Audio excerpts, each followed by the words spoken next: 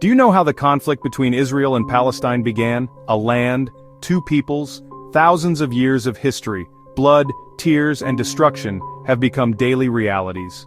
The struggle between Jews and Muslims centers on Israel and Palestine. This war isn't just about borders, it's about history, identity, rights, and existence. Why has this conflict become so devastating today? How much more blood will be shed on this sacred land? Gap 3S. Welcome to this episode where we delve into the complex and deeply rooted Israel-Palestine conflict.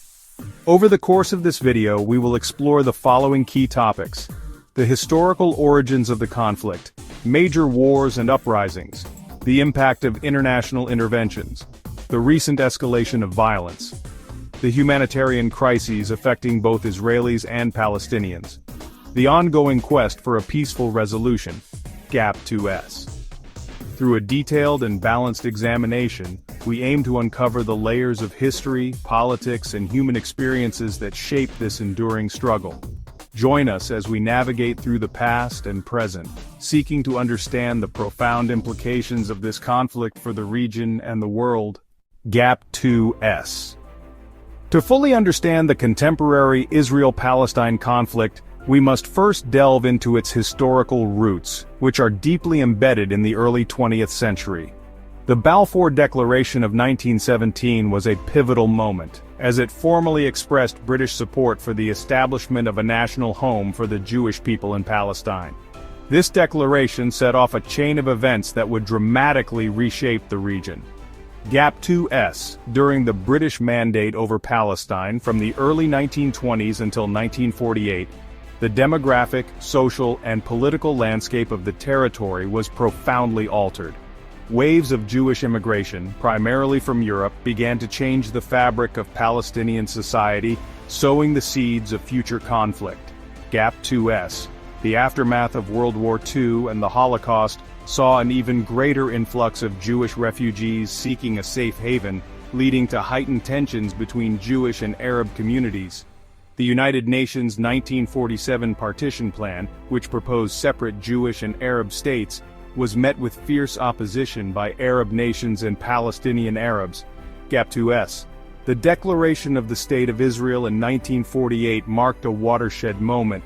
For Jews, it was the realization of a long-held dream, but for Palestinians it was the Nakba, or catastrophe, as hundreds of thousands were displaced from their homes.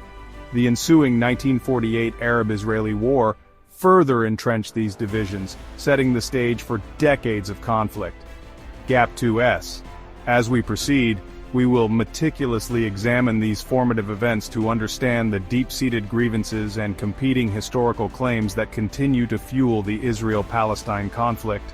This historical context is crucial in comprehending the enduring and multifaceted nature of this struggle. Gap 2S. Join us as we chart this complex journey, starting from its early 20th century origins through the critical events that have shaped the landscape we see today. As we navigate through the complex history of the Israel-Palestine conflict, it is vital to highlight the major conflicts that have punctuated this long-standing struggle. These conflicts have not only shaped the geopolitical landscape, but have also left indelible marks on the lives of countless individuals. The conflict took a harrowing turn in late 2023, marking one of the darkest chapters in recent history.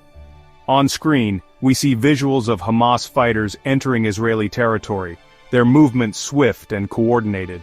A graphic overlay shows the rising number of casualties and hostages, painting a grim picture of the human toll.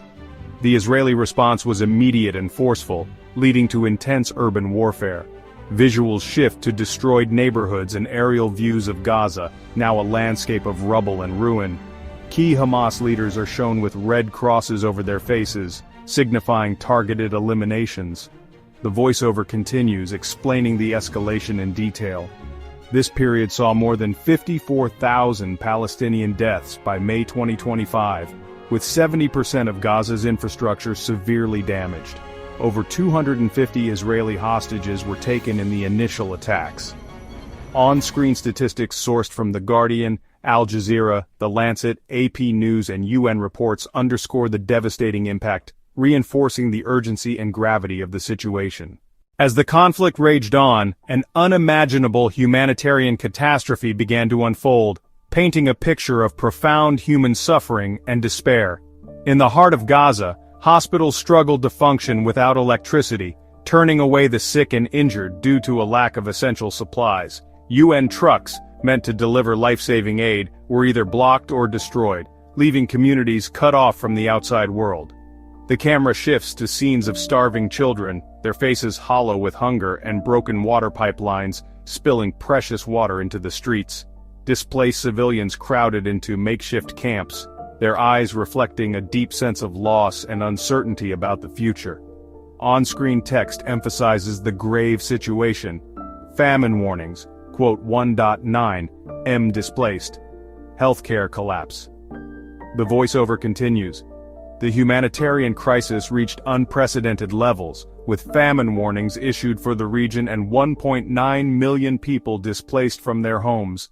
The healthcare system, already fragile, collapsed under the weight of the ongoing violence and blockade, leaving countless lives hanging in the balance. The visuals and the somber music underscore the dire reality faced by millions, calling for urgent attention and action to alleviate the suffering and restore hope to a land torn apart by relentless conflict.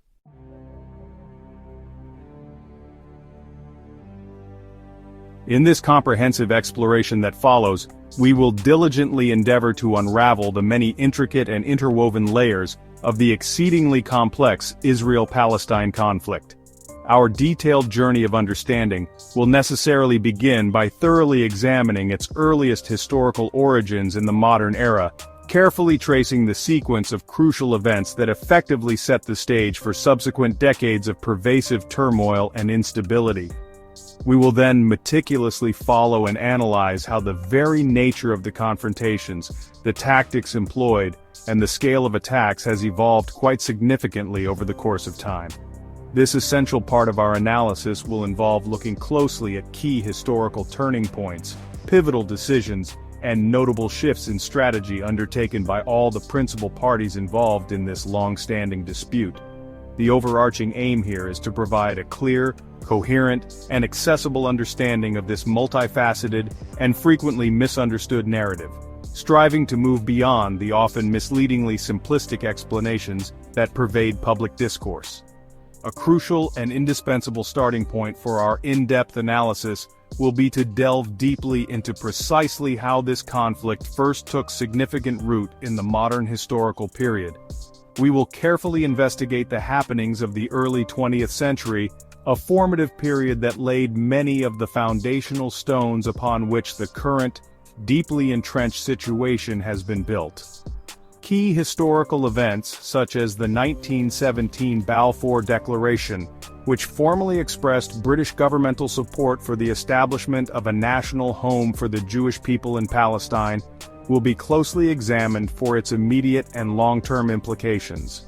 The subsequent era of the British mandate over Palestine, lasting from the early 1920s until 1948, also played an undeniably pivotal role in shaping the demographic, social, and political landscape of the territory in profound ways. Understanding these early formative chapters is absolutely essential to grasping the deep-seated grievances and competing historical claims that continue to fuel the conflict so intensely today. Following this thorough examination of its critical origins, our analytical focus will then necessarily shift towards carefully tracing the extensive timeline of major conflicts and critical escalations that have marked this region's modern history. This comprehensive historical overview will include hugely significant events such as the 1948 Arab-Israeli War, which erupted immediately following Israel's declaration of independence, and had profound, lasting consequences for both newly established Israelis and displaced Palestinians, an event Palestinians refer to as the Nakba, or catastrophe. We will also cover subsequent major interstate wars, including the 1967 Six-Day War, which resulted in significant territorial changes, and the 1973 Yom Kippur War. Furthermore, the widespread Palestinian uprisings against Israeli occupation, popularly known as the First and Second Intifadas, and the subsequent rise of influential political and militant groups such as Hamas, particularly in the Gaza Strip, will be discussed in detail to illustrate the evolving dynamics of resistance and control. Finally, this essay will turn its direct attention to the most recent and deeply concerning escalation of violence and hostilities that tragically began in late 2023 and has regrettably continued to unfold into the current year of 2024.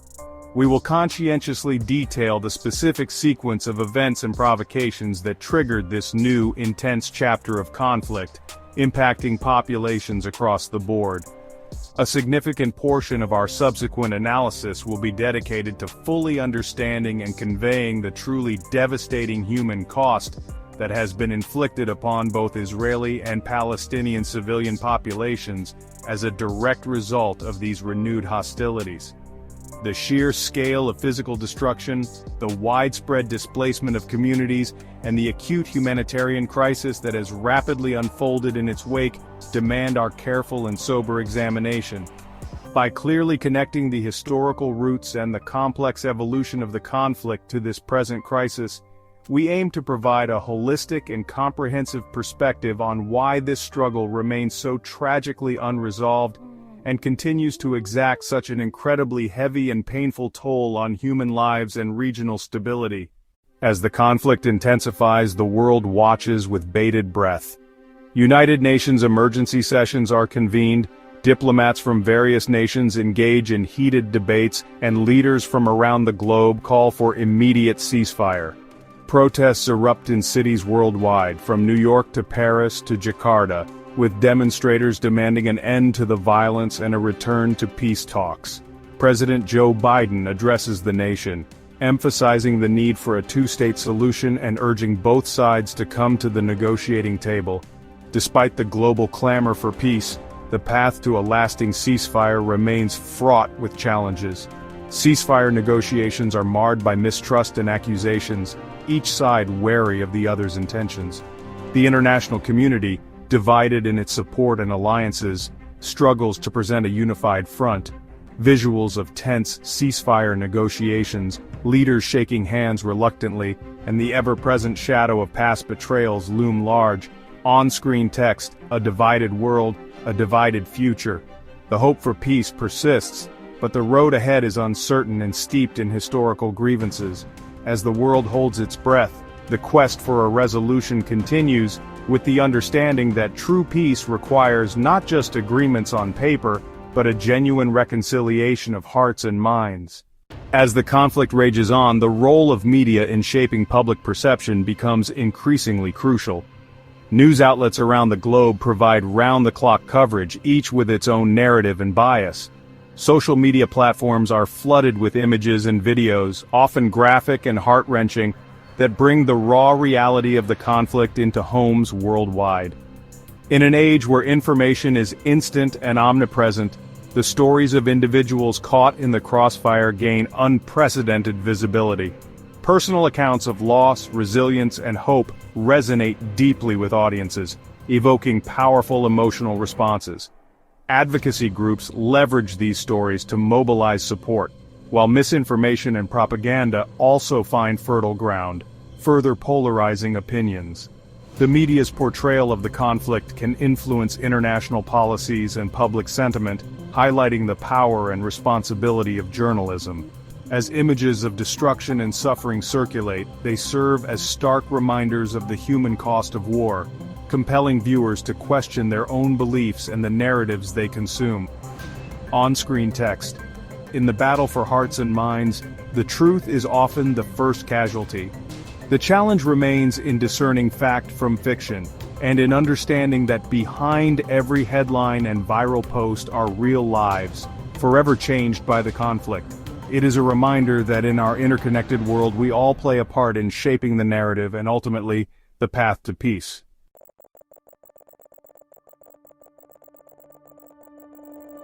The story of the modern Israel-Palestine conflict often finds its critical starting point in the early decades of the 20th century, a period of immense global upheaval and shifting power dynamics. The vast Ottoman Empire, which had controlled much of the Middle East, including Palestine, for 4 centuries, was steadily weakening and heading towards its eventual collapse. Within this changing landscape, new national aspirations began to take powerful hold.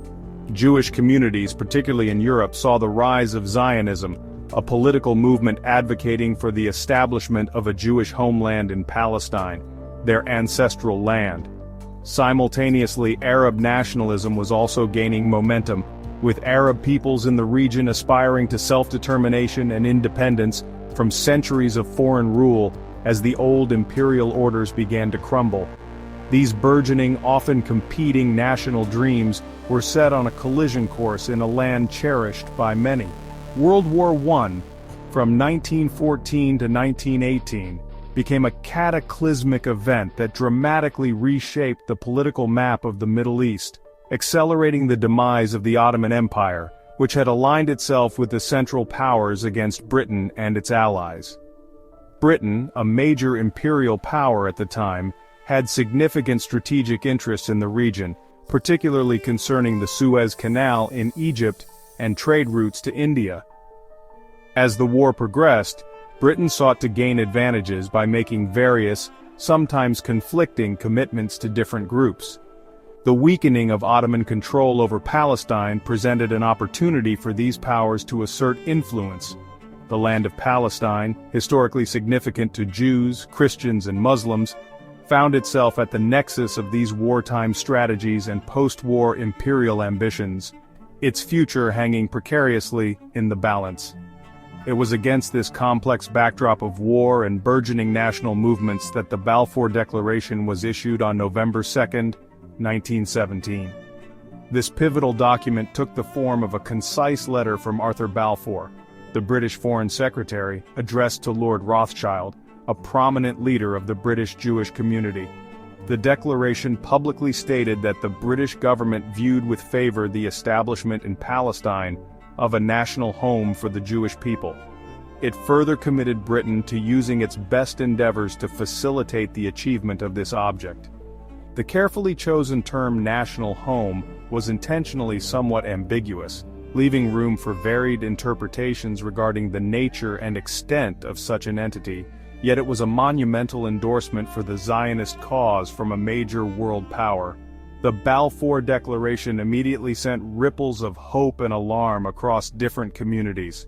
For many Jewish people around the world, it was a historic breakthrough, a long-awaited recognition of their connection to the land, and a promise of a sanctuary from persecution.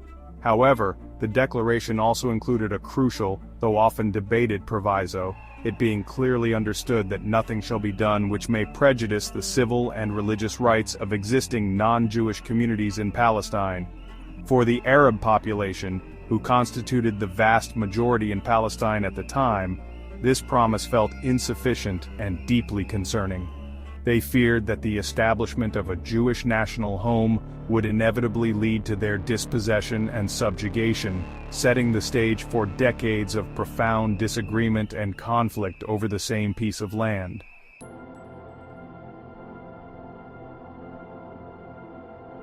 Following the conclusion of World War I and the dismantling of the defeated Ottoman Empire, the victorious Allied powers redrew the map of the Middle East according to their strategic interests. The newly formed League of Nations formally granted Great Britain the mandate for Palestine in 1922, tasking it with administering the territory and, crucially, with implementing the Balfour Declaration. This placed Britain in an incredibly challenging and ultimately untenable position. They were expected to facilitate the creation of a Jewish national home, while simultaneously safeguarding the rights and interests of the existing Arab majority. These dual obligations were inherently contradictory, and proved to be a constant source of friction and instability throughout the mandate period, which lasted until 1948, making the land a crucible of competing claims. Under British administration, Jewish immigration to Palestine, which had begun in the late 19th century, significantly increased, particularly during the 1920s and 1930s. Many immigrants were fleeing rising anti-Semitism and persecution in Europe, especially with the looming threat and eventual horrors of Nazism. This influx of new arrivals led to notable demographic shifts within Palestine, particularly in urban areas and certain agricultural regions where Jewish organizations purchased land. While this immigration was seen as essential for the realization of the Zionist dream and brought development, it also intensified the anxieties of the Palestinian Arab population. They witnessed the changing landscape with growing alarm, fearing displacement and a loss of their ancestral homeland.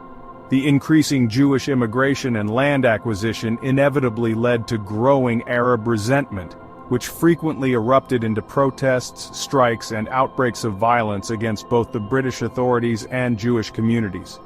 Major periods of unrest, such as the Arab Revolt of 1936 to 1939, demonstrated the depth of Palestinian Arab opposition to British policies and the Zionist project.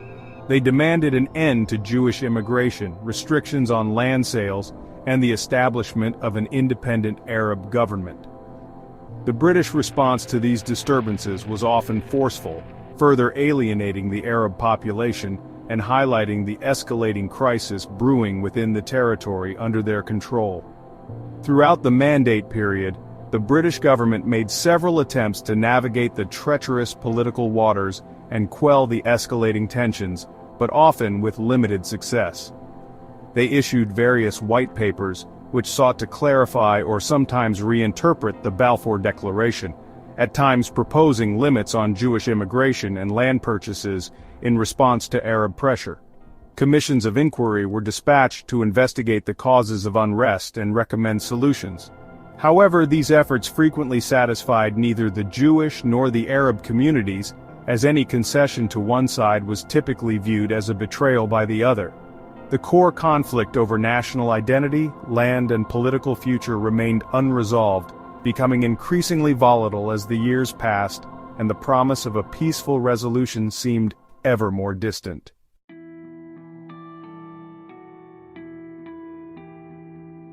The devastating impact of World War II and the unimaginable horror of the Holocaust, during which 6 million Jews were systematically murdered by Nazi Germany and its collaborators, profoundly altered the global political landscape and intensified international sympathy for the plight of the Jewish people.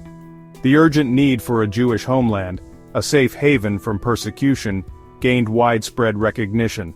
For Great Britain, the Palestine Mandate had become an increasingly burdensome and violent quagmire.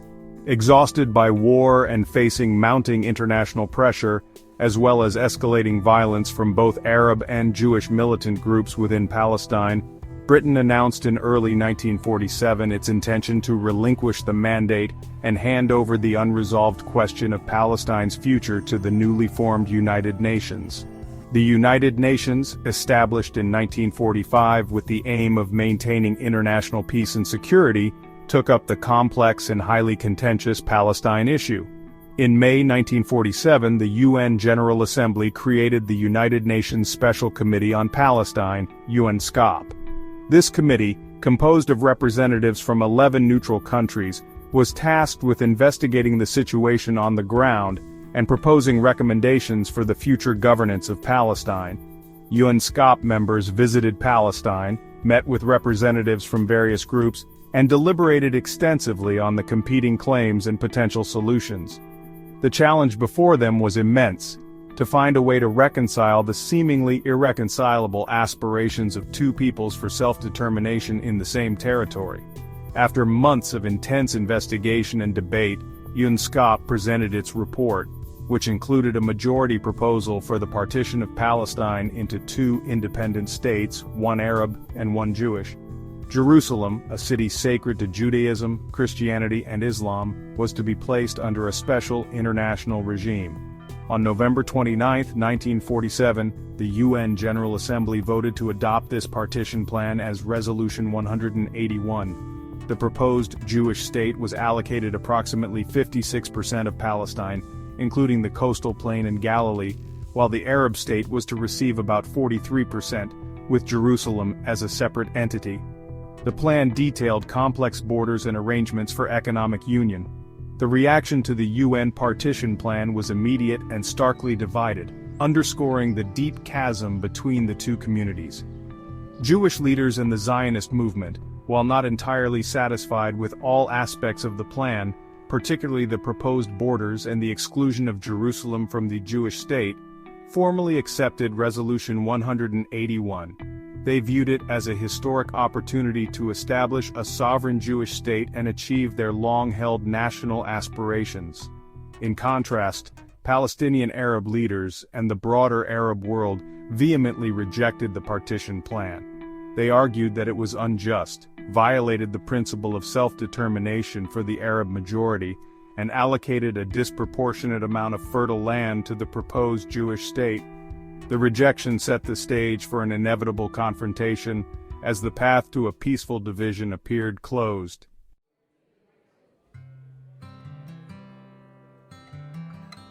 The fragile peace envisioned by the United Nations partition plan was not to be. As the British mandate for Palestine drew to its scheduled end, tensions escalated dramatically, with increasing clashes between Jewish and Arab paramilitary groups. On May 14, 1948, the day before the final British forces were due to depart, David Ben-Gurion, the head of the Jewish Agency, formally proclaimed the establishment of the State of Israel. This declaration was made in Tel Aviv, and it marked the realization of the Zionist dream of a sovereign Jewish state in their ancestral homeland. Within hours, the new state received de facto recognition from the United States, followed shortly by de jure recognition from the Soviet Union, signaling a major shift in the geopolitical landscape of the Middle East. The Arab world's response to Israel's declaration of independence was swift and decisive. The very next day, on May 15, 1948, regular armies from 5 neighboring Arab states, Egypt, Transjordan, Syria, Lebanon, and Iraq, invaded the territory of the newly proclaimed State of Israel, joined by Palestinian Arab irregular forces.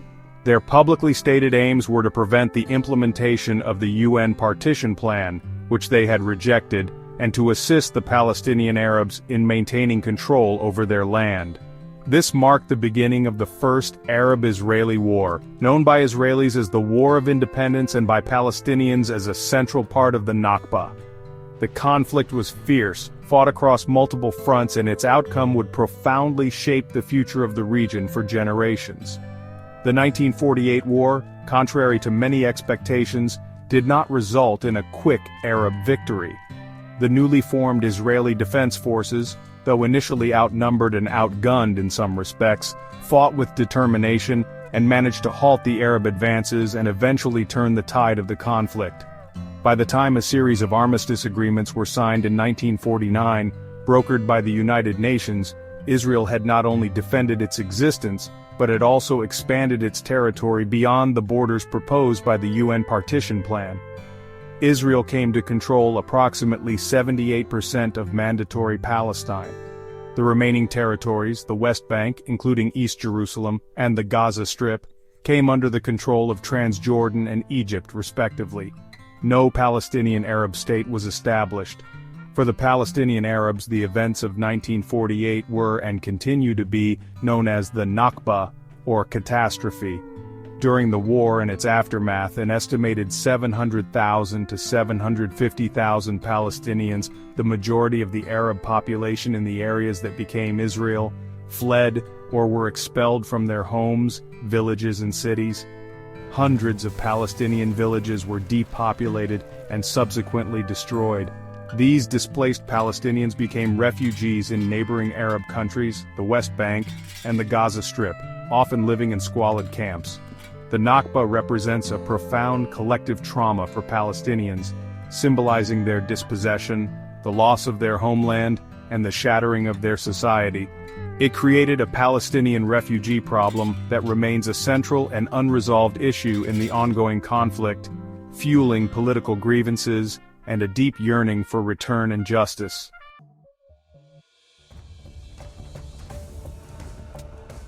The period leading up to June 1967 was one of dangerously escalating tensions across the Middle East, with the unresolved issues from 1948 continuing to simmer beneath a fragile surface. Arab nationalism, championed by figures like Egypt's President Gamal Abdel Nasser, was a powerful force calling for pan-Arab unity and the liberation of Palestine. Border skirmishes between Israeli forces and those of its Arab neighbors, particularly Syria and Jordan, became increasingly frequent and intense, creating a climate of pervasive fear and mutual suspicion. Misleading intelligence reports, some originating from the Soviet Union, further inflamed the situation by suggesting an imminent Israeli plan to attack Syria. This volatile atmosphere pushed regional leaders towards actions that would ultimately prove catastrophic for the existing balance of power. Israel, surrounded by hostile states and perceiving a growing existential threat to its survival, began to prepare for what it considered an unavoidable defensive war. In May 1967, President Nasser took several provocative steps that significantly heightened the crisis and were interpreted by Israel as direct preparations for an attack. He ordered the United Nations Emergency Force, which had been stationed in the Sinai Peninsula since 1957 to act as a buffer, to withdraw from Egyptian territory. Egyptian troops then moved into the Sinai in large numbers, reoccupying strategic positions near the Israeli border. Crucially, Nasser announced the closure of the Straits of Tiran to Israeli shipping, effectively blockading Israel's southern port of Eilat on the Red Sea. This act was considered a casus belli, an act justifying war by the Israeli government. Faced with these developments and bellicose rhetoric from Arab leaders, Israel mobilized its reserves, its leadership convinced that a preemptive strike was essential to ensure the nation's survival against a perceived, coordinated Arab assault. On the morning of June 5, 1967, Israel launched a surprise preemptive air assault, codenamed Operation Focus, targeting the air forces of Egypt, Jordan, Syria, and Iraq. In a matter of hours, the Israeli Air Force achieved near total air superiority, destroying the vast majority of enemy aircraft while they were still on the ground. This devastating opening move crippled the Arab states' ability to support their ground troops or defend against Israeli advances. Following the successful air campaign, Israeli ground forces launched swift and coordinated offensives on three fronts. The war was characterized by its astonishing speed and Israel's decisive military victories, fundamentally altering the geopolitical map of the region in less than a week of intense fighting. The territorial consequences of the Six-Day War were immense and far-reaching, reshaping the conflict for decades to come. Israel captured the Sinai Peninsula and the Gaza Strip from Egypt, the West Bank, including East Jerusalem, from Jordan, and the Golan Heights from Syria. The size of the territory under Israeli control tripled.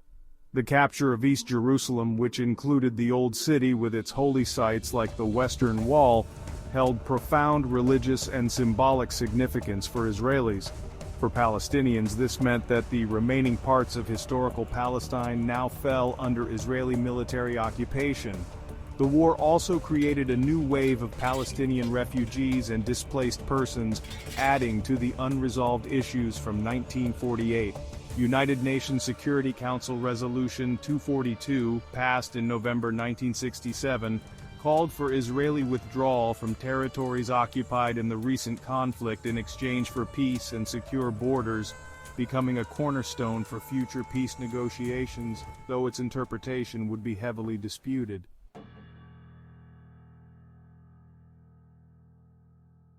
6 years after their comprehensive defeat in the Six-Day War, Egypt and Syria launched a coordinated surprise attack against Israel on October 6, 1973.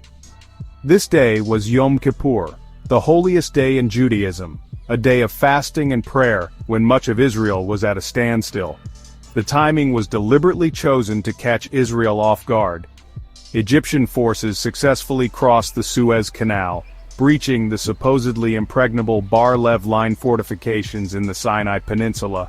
Simultaneously, Syrian troops mounted a powerful offensive in the Golan Heights, initially making significant gains against the outnumbered Israeli defenders.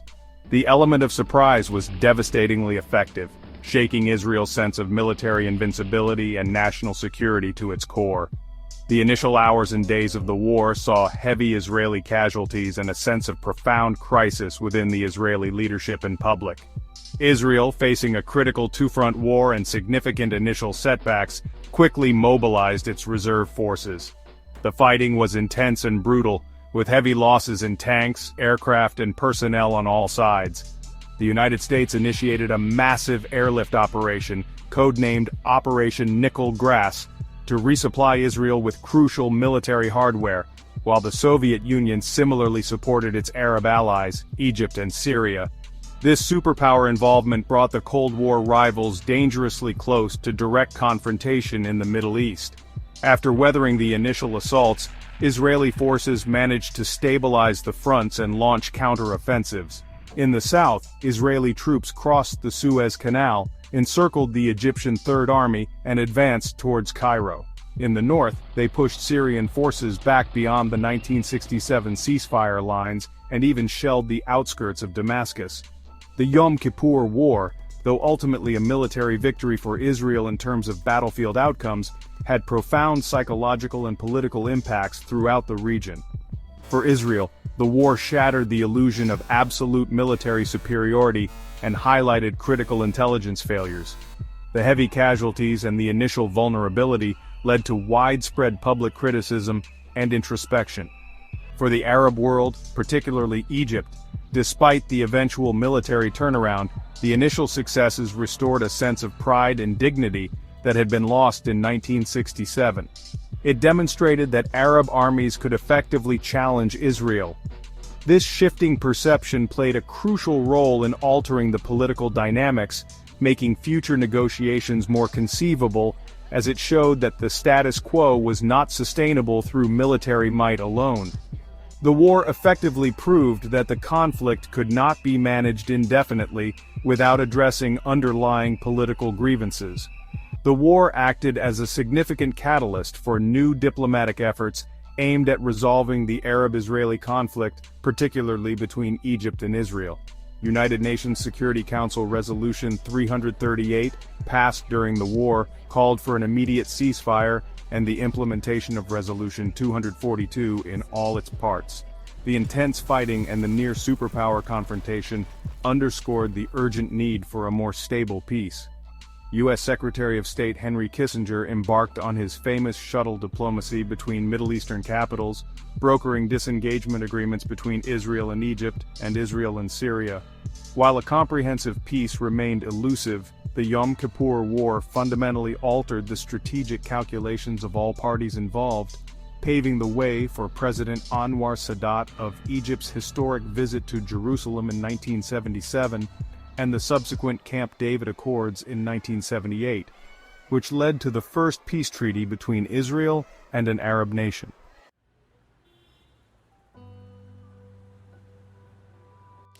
By the late 1980s, Palestinians in the West Bank and Gaza Strip had lived under Israeli military occupation for 2 decades.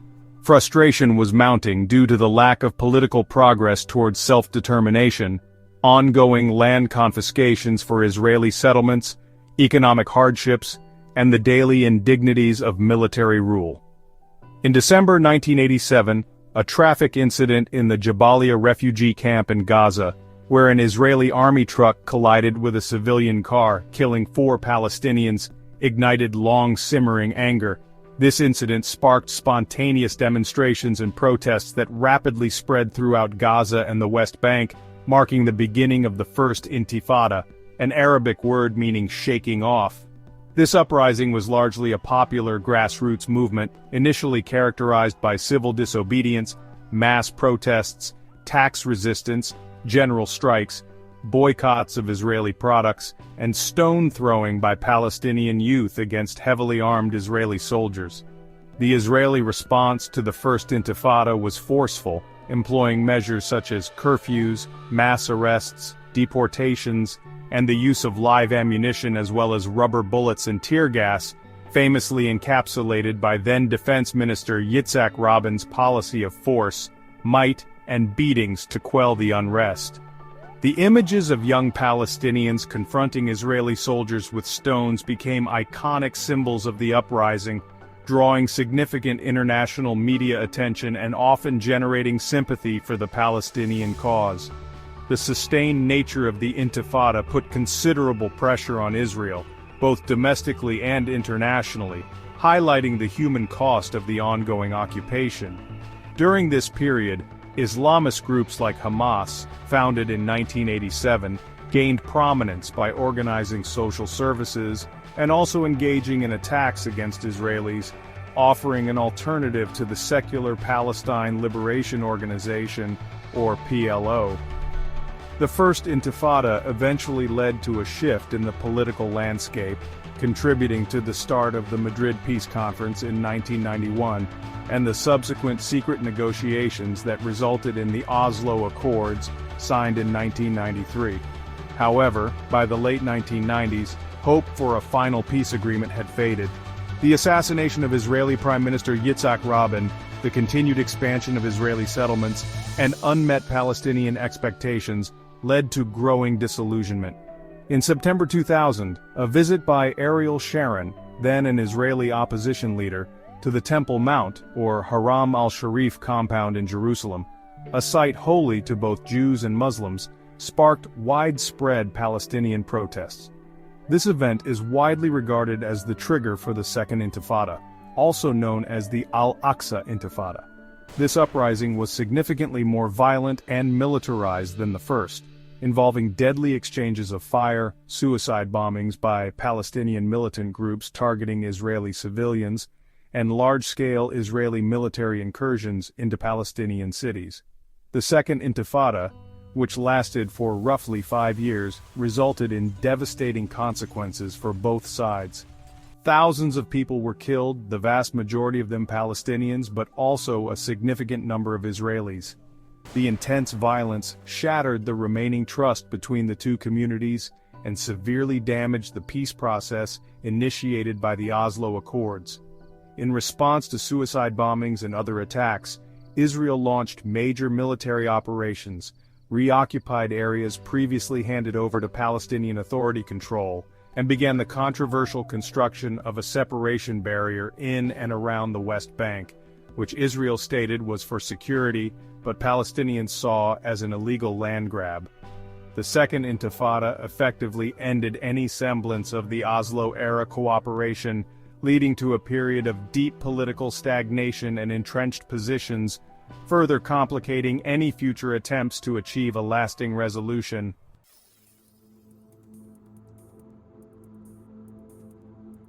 The aftermath of the Second Intifada saw significant political shifts within both Israeli and Palestinian arenas. In 2005, Israeli Prime Minister Ariel Sharon implemented a unilateral disengagement plan, withdrawing all Israeli settlers and military forces from the Gaza Strip, and also dismantling 4 small settlements in the northern West Bank. While Israel presented this as a step towards peace, many Palestinians viewed it as a way for Israel to consolidate its control over the West Bank while isolating Gaza. The withdrawal, however, was not coordinated with the Palestinian Authority and left a power vacuum in Gaza. This internal Palestinian political landscape was becoming increasingly fractured, particularly between the secular Fatah party, long dominant in the PLO, and the Islamist movement Hamas, which had gained considerable popular support due to its social welfare network and its armed resistance against Israel. In January 2006, Hamas won a surprising victory in the Palestinian legislative elections, a result that shocked Fatah and the international community. The United States, the European Union, and other international actors refused to recognize the Hamas-led government due to its refusal to recognize Israel, renounce violence, and accept previous Israeli-Palestinian agreements. This led to an international boycott and crippling economic sanctions on the Palestinian Authority. The political tensions between Hamas and Fatah escalated into violent clashes, particularly in the Gaza Strip. By June 2007, Hamas had forcibly taken full control of Gaza, ousting Fatah-allied security forces. This internal Palestinian schism resulted in 2 separate governing entities, Hamas controlling Gaza and the Fatah-led Palestinian Authority administering parts of the West Bank, further weakening the Palestinian negotiating position and complicating peace efforts. Following Hamas's takeover, Israel and Egypt imposed a strict blockade on the Gaza Strip, severely restricting the movement of people and goods, including essential supplies. Israel stated the blockade was necessary to prevent Hamas from importing weapons and launching attacks. Hamas and other militant groups in Gaza, however, continued to fire rockets and mortars into southern Israeli towns, while Israel responded with military operations and airstrikes. This led to several major rounds of intense conflict, often referred to as Gaza Wars. Notable among these were Operation Cast Lead, 2008 to 2009, Operation Pillar of Defense, 2012, and Operation Protective Edge, 2014. These conflicts resulted in thousands of casualties, overwhelmingly Palestinian, and widespread destruction of infrastructure in the densely populated Gaza Strip, leading to severe humanitarian crises. The years following these major operations were characterized by continued, albeit often lower intensity, conflict and a fragile status quo. Intermittent flare-ups of violence, rocket attacks from Gaza, and Israeli retaliatory strikes became a grimly familiar pattern. The blockade on Gaza continued to have a devastating impact on its economy and civilian population, with high rates of unemployment and poverty. Efforts to achieve a lasting ceasefire or a meaningful political resolution remained stalled, with deep mistrust on all sides. The human cost of these recurring cycles of violence was immense, not only in terms of lives lost and injuries sustained but also in the psychological trauma inflicted upon generations of Israelis and Palestinians. This period of simmering tensions and unresolved core issues provided the volatile backdrop for further escalations, including the significant outbreak of violence in 2021, demonstrating the persistent dangers of an unresolved conflict.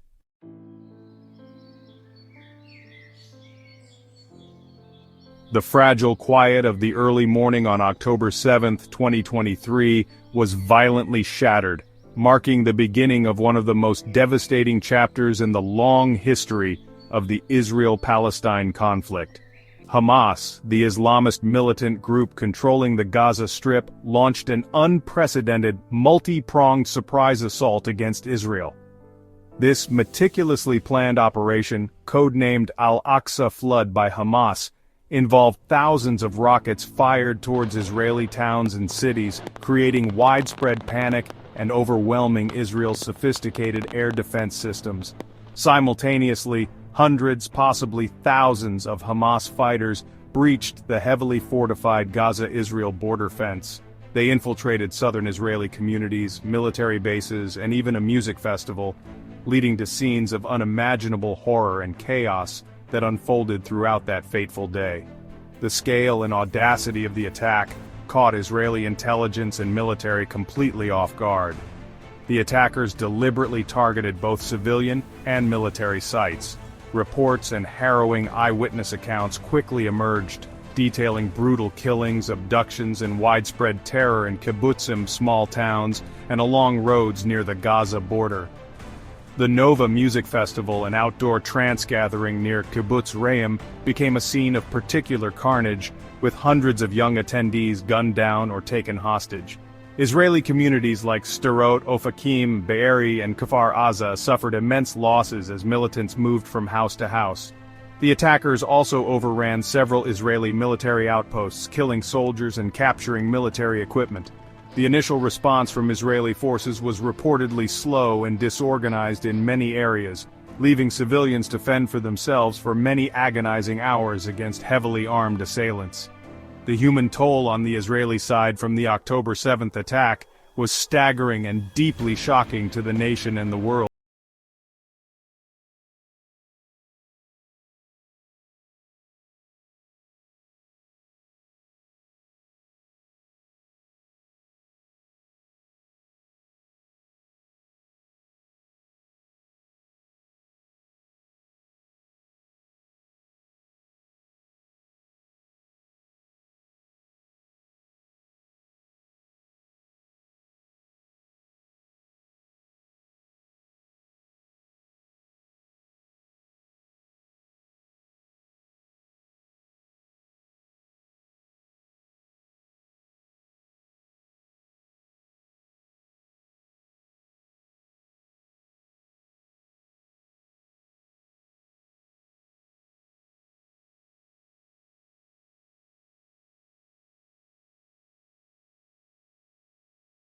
Netanyahu swiftly declared that Israel was at war and vowed a powerful retaliation against Hamas. The immediate aftermath saw a massive mobilization of Israeli military reserves, and the government formed an emergency war cabinet to oversee the response. The shocking events of October 7th unified much of Israeli public opinion behind the need for a decisive military operation to dismantle Hamas's military capabilities and secure the release of the hostages. The stage was set for a military campaign in Gaza that would prove to be unprecedented in its intensity and devastating in its consequences for the Palestinian population trapped within the besieged enclave.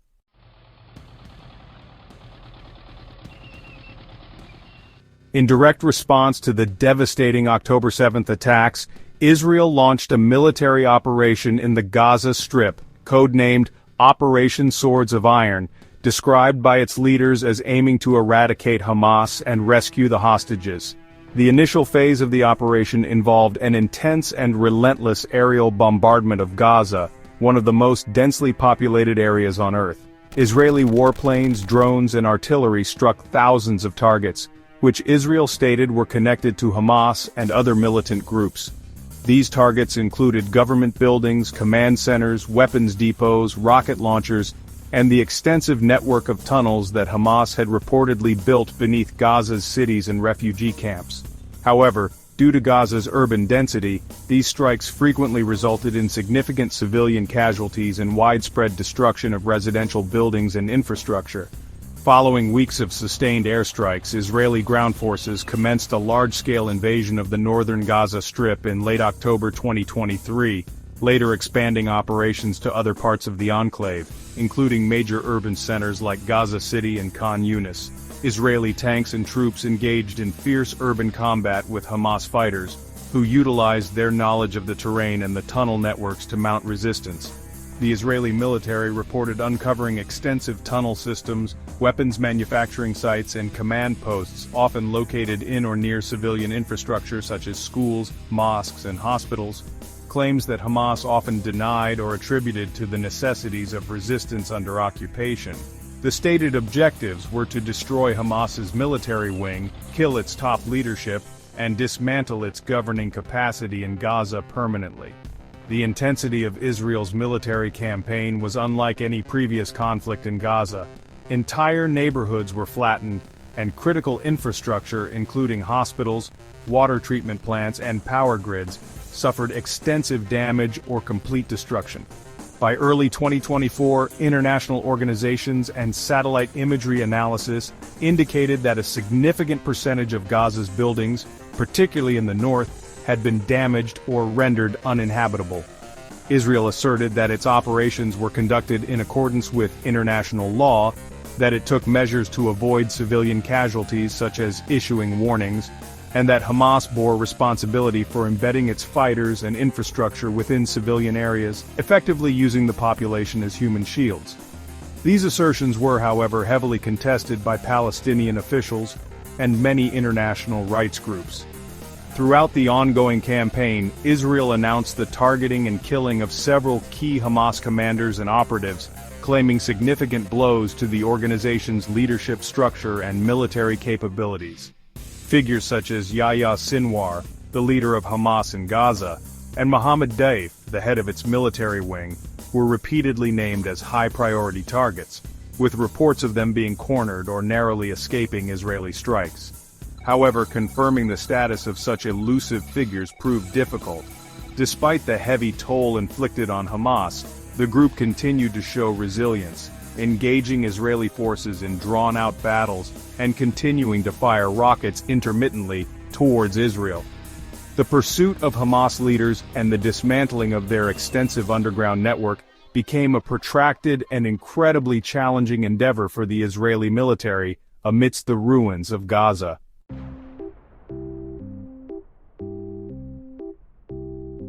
By mid-2024, the human cost in Gaza was catastrophic, with over 35,000 deaths, mostly women and children, and more than 100,000 injured.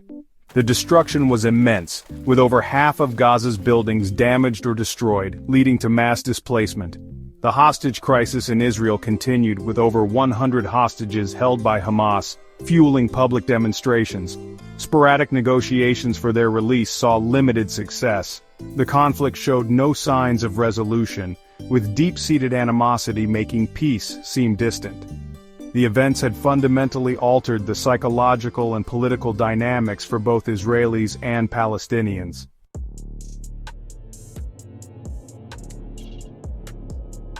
The conflict led to the displacement of over 1.9 million Palestinians, about 85% of Gaza's population.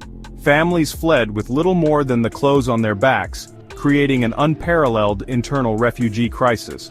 Overcrowded shelters and makeshift camps offered minimal protection, with dire sanitary conditions leading to the spread of diseases. Children, nearly half of Gaza's population, were particularly affected, exposed to trauma and deprived of education. The constant movement and threat of death created an environment of perpetual anxiety and insecurity. The fabric of society was torn apart as families struggled to survive amidst the ruins.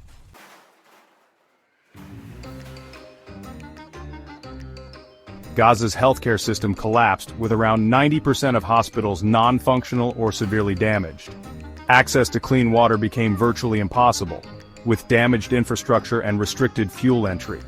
The breakdown of sanitation systems led to raw sewage contaminating water sources, creating a fertile ground for diseases. The lack of medical attention turned treatable injuries into fatal conditions, and pregnant women faced life-threatening complications. The international community called for the protection of medical facilities and the restoration of essential services. However, the ongoing conflict made meaningful intervention challenging, leaving the civilian population in deepening suffering.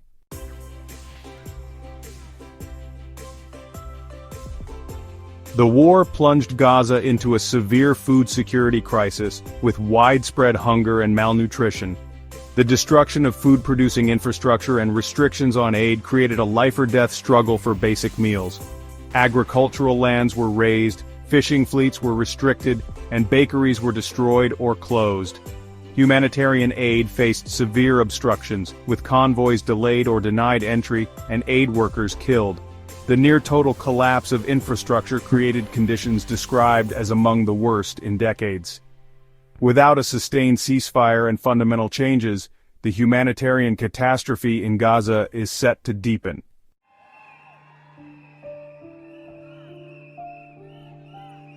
The international community condemned the escalating conflict and called for an immediate cessation of hostilities. The United Nations convened emergency sessions, but deep divisions hampered decisive action. Countries like Egypt and Qatar mediated complex negotiations for a ceasefire. The U.S. proposed a significant ceasefire initiative involving a temporary truce and aid surge. Deep-seated political divisions and conflicting demands made achieving a durable ceasefire challenging. International legal actions highlighted global concerns, with the ICJ and ICC investigating alleged war crimes.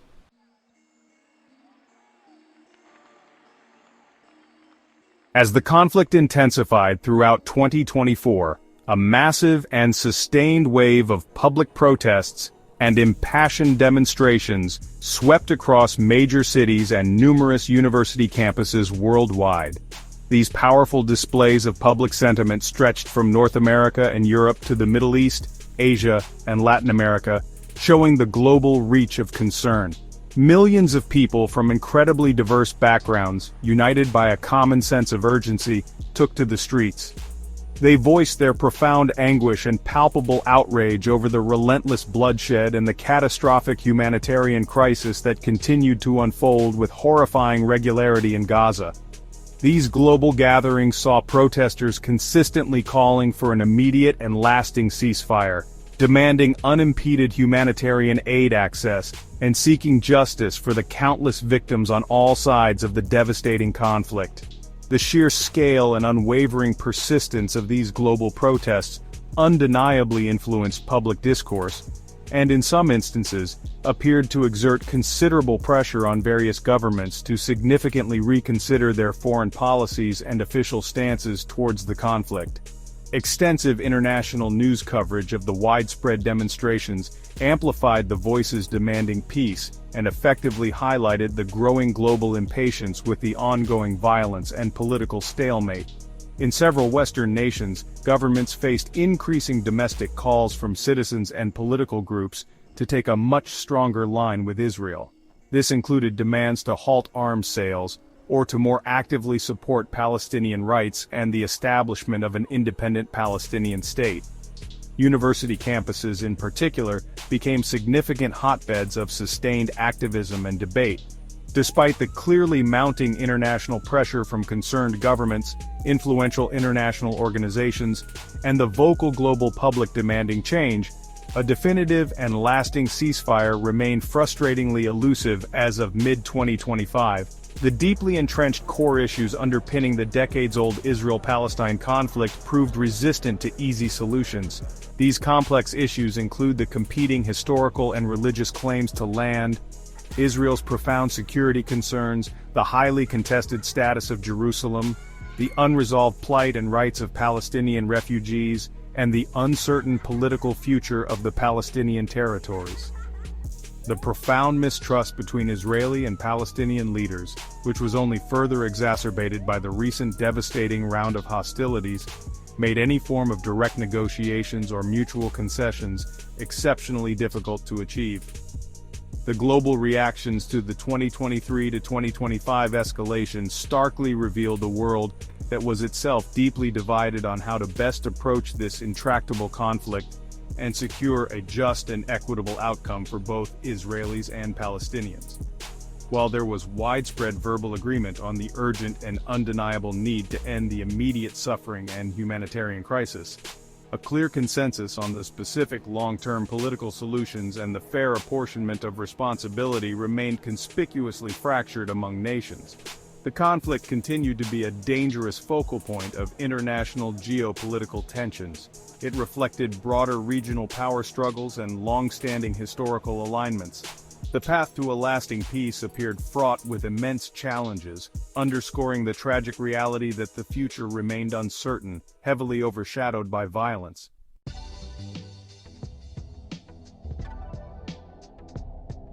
The Israel-Palestine conflict, as this exploration has meticulously detailed, fundamentally transcends any simplistic definition as a mere territorial dispute.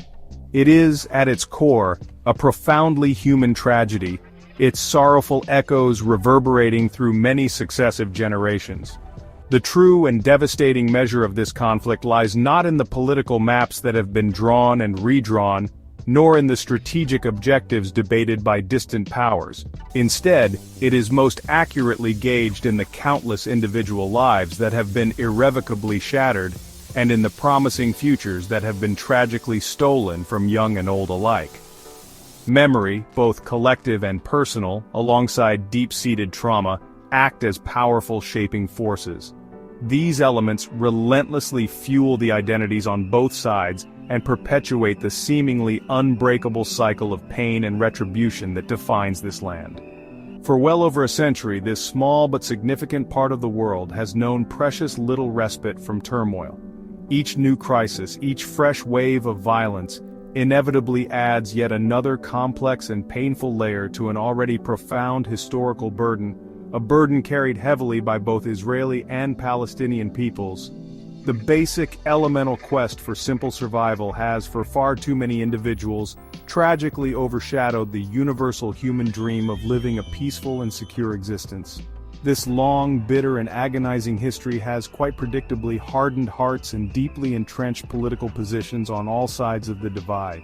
Many decades marked by recurrent violence, profound personal and communal loss, and strongly perceived historical injustices have systematically cultivated an atmosphere of deep-seated, pervasive mistrust.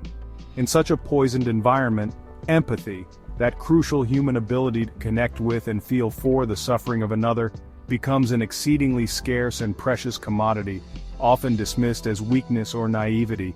Yet it is precisely this quality of empathetic understanding that is most desperately and urgently needed if any progress is to be made. Without a genuine willingness to acknowledge the other's pain and legitimacy, competing narratives remain starkly divergent. They become locked in a destructive zero-sum game where any gain for one side is automatically, and often incorrectly perceived as an inherent and unacceptable loss for the other.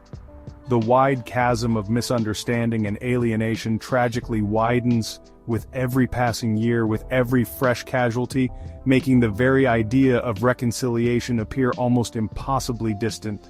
Peace, as we have consistently seen throughout this narrative, has remained an elusive and tantalizing phantom, always appearing just beyond the desperate grasp of those who yearn for it most.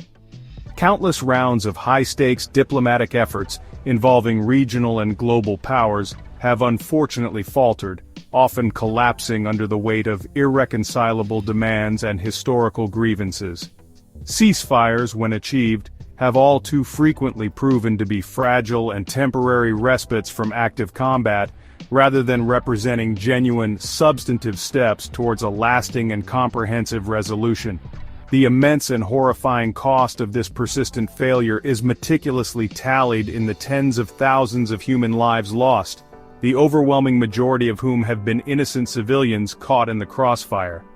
The most recent escalation, detailed previously in its brutal intensity and devastating scale, serves as yet another horrifying testament to this tragic and recurring pattern. It painfully underscores the profound human suffering that continues seemingly without end, making the anguished question of how much more must be endured hang heavy and unanswered in the global consciousness. The consistent and repeated resort to military force, as has been extensively documented through numerous wars, sustained uprisings, and ongoing cycles of attack and retaliation, has demonstrably failed to bring about lasting security or a definitive, sustainable end to this deeply rooted conflict. Military victories, for whichever side has momentarily claimed them, have invariably proven to be ephemeral in nature. They have often, tragically, sown the bitter seeds for future confrontations, rather than resolving underlying issues.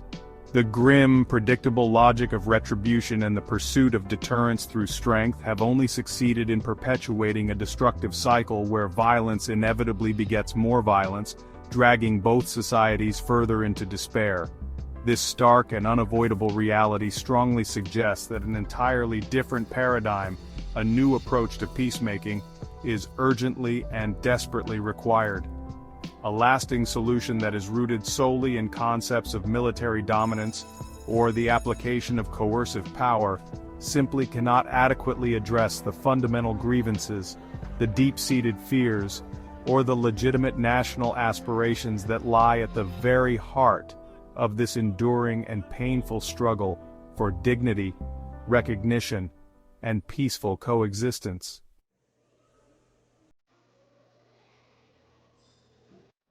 If the relentless application of force over many decades has so clearly failed to secure a lasting peace, then perhaps, as the physicist Albert Einstein once profoundly suggested, genuine understanding holds the essential key to a different future.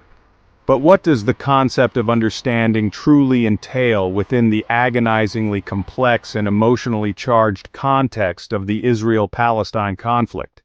It unequivocally demands much more than a mere intellectual or academic grasp of historical facts, timelines, or stated political positions.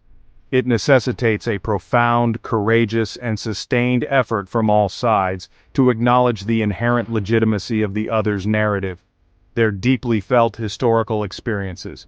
It means truly recognizing the other's profound and often spiritual connection to the land they both call home. Crucially, it involves actively listening to their deeply personal stories of pain, enduring loss, and future aspirations even, and especially when those stories are incredibly difficult to hear or fundamentally challenge one's own most deeply held beliefs and cherished convictions.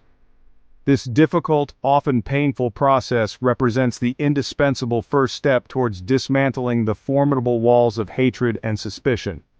Fostering such profound and transformative understanding, however, presents truly immense and daunting challenges. The crushing weight of accumulated historical trauma, the raw, unhealed grief resulting from recent and past losses, and the pervasive toxic rhetoric of dehumanization often propagated by extremist elements on both sides combine to create formidable, almost insurmountable barriers to empathy. Entire generations have now grown up viewing the other primarily, if not exclusively, through the distorting and narrow lens of conflict, ingrained suspicion, and ever-present fear. Political leaders too often find it far easier and more expedient to mobilize popular support through passionate appeals to fervent nationalism and the recitation of historical grievances, rather than through courageous and visionary calls for mutual empathy, difficult compromise, and shared responsibility. Overcoming this deeply ingrained, culturally reinforced animosity requires exceptionally brave leadership, a significant shift in educational priorities, and a concerted, widespread effort at grassroots levels to patiently and persistently build vital bridges of human connection and shared experience. A just and lasting peace, which remains the ultimate and most fervent aspiration for the vast majority of ordinary Israelis and Palestinians, simply cannot be constructed solely upon the foundations of intricate political agreements or complex security arrangements, however critically important these elements may undoubtedly be in any final settlement. True peace necessitates a fundamental transformative shift in how Israelis and Palestinians perceive each other, and indeed how they perceive themselves in relation to one another. It requires courageously moving beyond the simplistic, dangerous caricatures and harmful stereotypes that have been cultivated over decades of conflict. It means making a conscious effort to see and recognize the shared humanity in the supposed adversary, acknowledging the common, universal desire for safety, for dignity, for justice, and for a better, more hopeful future for their children. This challenging process inevitably involves actively cultivating empathy, genuinely promoting reconciliation efforts, and bravely creating safe, inclusive spaces for honest dialogue where difficult truths can be spoken and respectfully heard, without fear of immediate condemnation or reprisal. The haunting, inescapable question ultimately remains: how much more profound suffering must be endured by ordinary people? How many more innocent lives must be tragically lost before this essential and transformative shift towards mutual understanding and reciprocal recognition is genuinely and wholeheartedly prioritized by all parties involved in this devastating conflict? The path toward such a future is undeniably and exceedingly arduous, inevitably fraught with numerous potential setbacks, profound disappointments, and the constant threat of derailment by those invested in continued strife. Yet the stark alternative, a grim, perpetual state of war, endless loss, and deepening despair, is simply unconscionable and morally untenable for all humanity. The difficult, often frustrating search for a just and lasting peace must therefore continue with unwavering resolve, however daunting or distant the prospects may currently seem. This vital quest must be relentlessly driven by an unshakable commitment to the equal value and inherent dignity of every human life, and by the enduring powerful hope that a future of peaceful coexistence, mutual security, and shared prosperity is still, somehow, possible for all who call this ancient, troubled, and sacred land their home.